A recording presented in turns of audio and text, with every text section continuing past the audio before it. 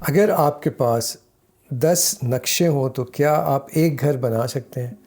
بنا تو سکتے ہوں گے، مگر وہ ایک عجائب گھر ہی بن سکتا ہے، کیونکہ گھر بنانے کے لیے اس بات کی ضرورت ہے کہ آپ ایک نقشے کو فائنل کریں اور ایک آرکیٹیکٹ کو فائنل کریں۔ انیشلی ڈیفینیٹلی آپ کو ایک پروسیس سے گزرنا ہوگا جس میں آپ بہت سارے نقشے بنائیں گے، مگر جب آپ نے گھر کو فائنل بنانا ہوگا تو آپ کو ایک نقشہ درکار ہوگا۔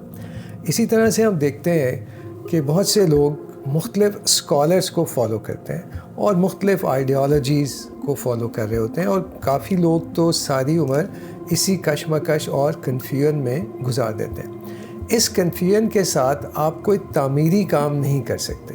انیشلی یہ کنفیوژن کا لیول ٹھیک ہے کہ آپ بہت سے اسکالرس کو سنیں، بہت ساری آئیڈیالوجیز کو دیکھیں، مگر لائف میں ایک ٹائم ایسا ہونا چاہیے جس میں آپ ایک اسکالر اور ایک آئیڈیالوجی کو فالو کریں تاکہ آپ کوئی تعمیری کام ایک نقشے کے مطابق کر سکیں۔